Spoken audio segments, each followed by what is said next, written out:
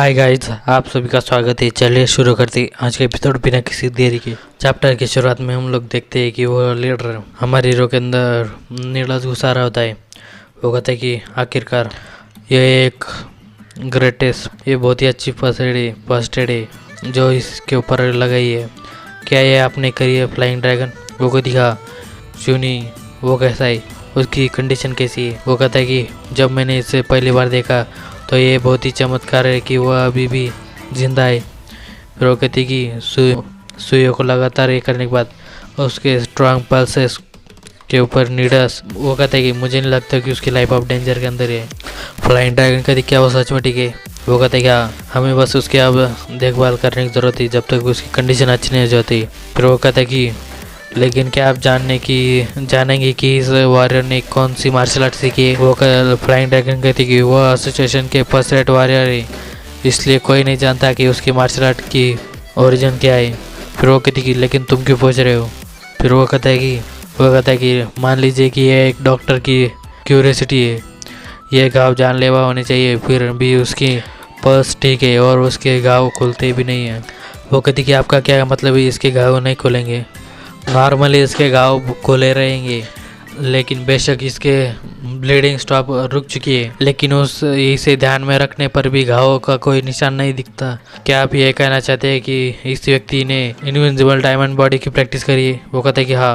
वो कहता है कि जब मैंने एम्बेसडर गोंगमुन को ठीक किया तो मैंने इस तरह का बॉडी एक ही बार देखा था। वो कहता है क्या एम्बेसडर गोंगमुन द्वारा?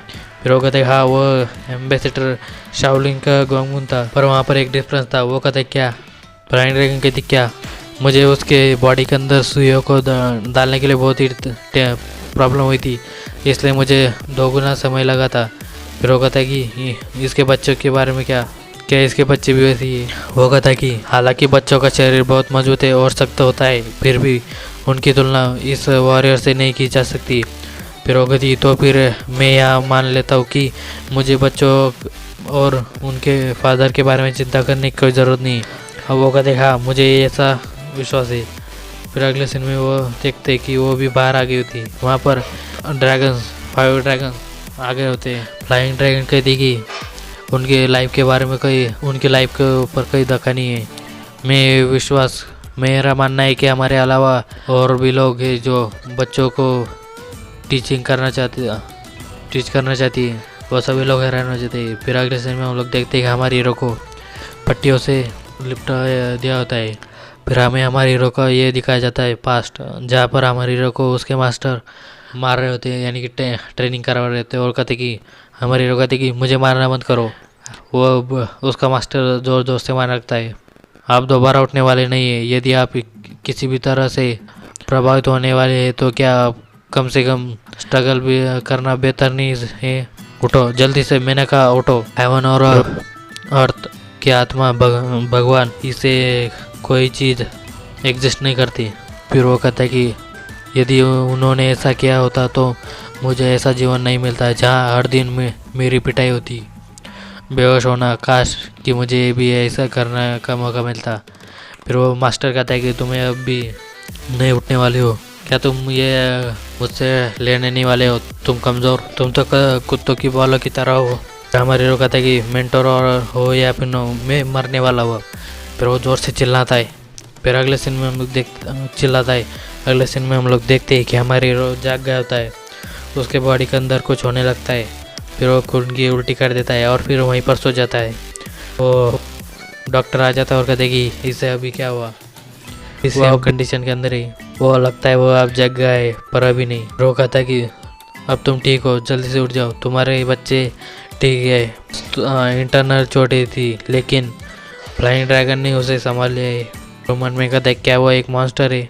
कम से कम उसकी बॉडी अब नॉर्मल कंडीशन में ये हो रही है, क्या वो सच में हो सकता है? नहीं, बेकार विचारों के परिणाम बेकार हो जाएंगे। वो ऐसे ही कहकर घूम रहा होता है। फिर अगले सीन में हमें उन लोगों की मीटिंग दिखाई जाती है। फिर चुनिल कहता है कि दूसरे तुम्हारा क्या मतलब है? फ्लाइंग ड्रैगन कहती कि क्या आपने बच्चों को मार्शल आर्ट सिखाई है?